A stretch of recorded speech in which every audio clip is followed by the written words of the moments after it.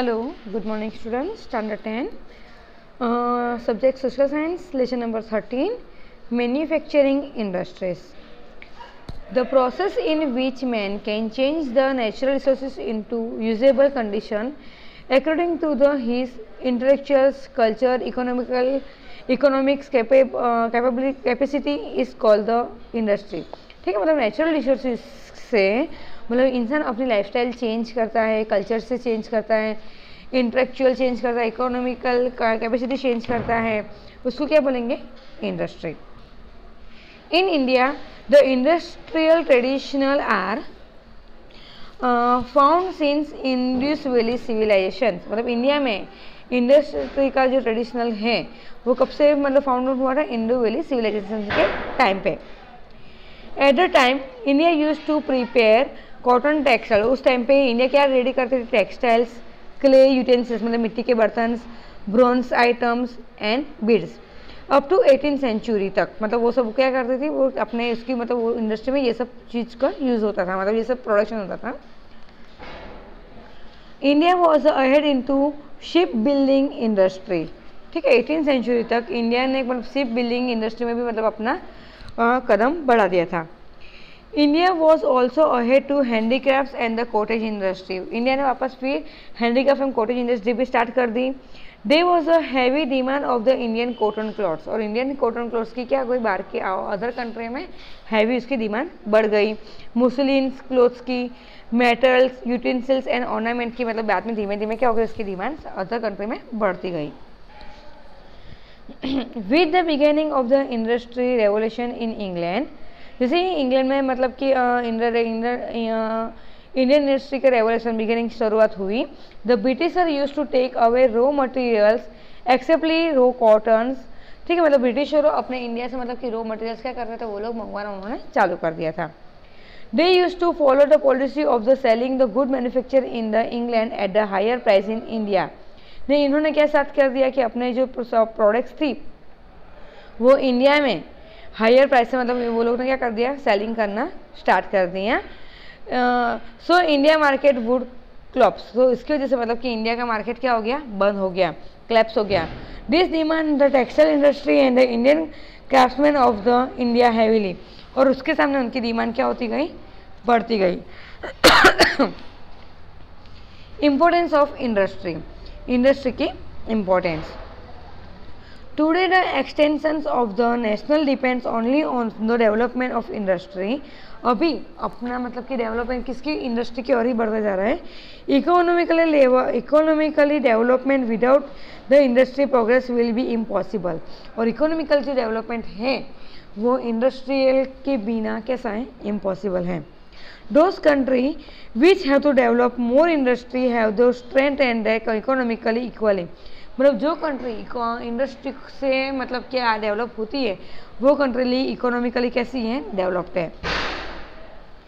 Country like United State of America, Russia, Japan, South Korea and the propers are the developed nations on the basic they are the industrial development. वो मतलब कि क्या है? Properly develop है. क्यों? क्योंकि उधर इंडस्ट्रियल डेवलपमेंट क्या है? ज़्यादा है.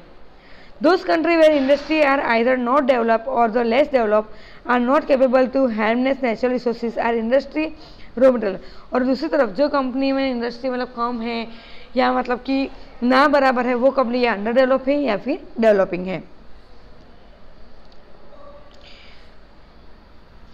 The administrative policy of the British rule broke the backbone of the Indian industry structure.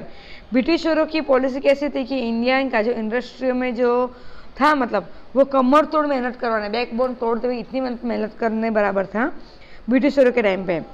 During the slavery period industry with the modern method could not be start in India. जब तक India में मतलब कि modern method industry में अभी तक start हुई नहीं थी. In 1853 the first industrial complex of the iron furnace based on the charcoal was the founded but it fail. 1853 में पहली इंडस्ट्री चारकोल की मतलब जो फाउंड हुई थी लेकिन वो क्या हो गई? फेल हो गई थी. First successfully attempts was made to 1854 in cotton textile industry. ने उसके बाद सक्सेसफुली जो कोई इंडस्ट्री सक्सेस हुई है वो कौन सी थी? कॉटन टेक्सटाइल इंडस्ट्री थी. और वो कब बनी थी? 1854 में. देर आफ्टर उसके बाद जूट मिल स्टार्ट हुई थी 1855 में at the Rishra near Kolkata में। इन 1874 factory was founded at the Kulti for the making iron which was the close after in the few years. और वो वापस स्टार्ट हुआ 1881 में। एग्रो बेस्ड इंडस्ट्री मतलब जो एग्रो प्रोडक्ट्स है, मतलब एग्रो बेस्ड इंडस्ट्री है उसमें classification of industry. Industry are divide into basic of the human labour, मतलब इंडस्ट्री अपने जो क्लासिफिकेशन करेंगे वो कौन से तरीके से करेंगे, पहले तो ह्यूमन के लेबर के हिसाब से, सेकंड ओनरशिप के हिसाब से, and the source of the raw material अपने को कहाँ से मिलता है उसके हिसाब से अपने इंडस्ट्री क्या करेंगे, क्लासिफिकेशन करेंगे 3 चीज से, labour, ownership and the source of raw material से। On the basic of human labour the industry can be divide in the small scale और लार्ज स्केल। अब ह्यूमन लेबर के हिसाब से अगर इंडस्ट्री को अपने 2 टाइप में डिवाइड करेंगे, स्मॉल स्केल में और लार्ज स्केल में, मतलब जहाँ में लेबर कम हो वो स्मॉल स्केल हो गया, जहाँ पे लेबर ज़्यादा हो वो लार्ज स्केल इंडस्ट्री हो गई। Those industry where more employment, जो इंडस्ट्री में एम्प्लॉयमेंट ज़्यादा है वो इंडस्ट्री कैसे हो गई, large scale industry. For example cotton textile industry.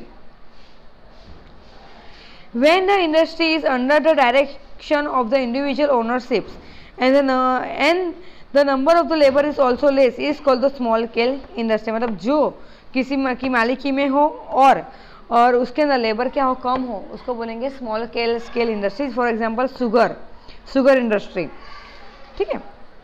B side industry can be classified the private और पब्लिक, दूसरी तरफ उसको अपने प्राइवेट और पब्लिक ऐसे 2 पार्ट में भी डिवाइड कर सकते हैं। So industry can be classified in the many ways, तो इसके लिए अपने ये कह सकते हैं कि इंडस्ट्री को क्लासिफाइड करना बहुत अलग अलग क्या है, वेज है।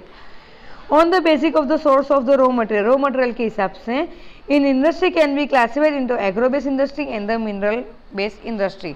अगर अपने अगर अपने रॉ मटेरियल के हिसाब से अगर अपने मतलब कि इंडस्ट्री को क्लासिफिकेशन करेंगे तो 2 टाइप में डिवाइड होगी, एक तो agro based and the second क्या हो गया, मिनरल बेस्ड। स्टूडेंट वापस तुमको रिपीट करती हूँ, अगर इंडस्ट्री का क्लासिफिकेशन करना हो तो 3 तरफ से होगा, एक तो ह्यूमन लेबर के हिसाब से, ऑनरशिप के हिसाब से एंड द रॉ मटेरियल के हिसाब से। लेबर में अगर तुम क्लासिफिकेशन करोगे तो लेबर के हिसाब से क्या होगा कि 2 टाइप का होगा, large scale and small scale. जहाँ पे लेबर ज़्यादा है, जो इंडस्ट्री में एम्प्लॉयमेंट ज़्यादा है वो क्या हो गया, लार्ज स्केल इंडस्ट्री। और जहाँ पे जो इंडस्ट्री किसी इंडिविजुअली ओनरशिप हो और लेबर लेस हो तो उसको बोलेंगे स्मॉल स्केल इंडस्ट्रीज। सेकंड, जहाँ पे रॉ मटेरियल के हिसाब से अगर क्लासिफिकेशन करेंगे अपने, तो क्लासिफिकेशन रॉ मटेरियल के हिसाब से करेंगे तो वहाँ पे कैसा हो गया कि क्लासिफिकेशन एक एग्रो बेस हो जाएगा, दूसरा हो गया मिनरल बेस्ड इंडस्ट्री हो गई। स्टूडेंट्स नेक्स्ट अपने agro based industry next part में पढ़ेंगे। Thank you.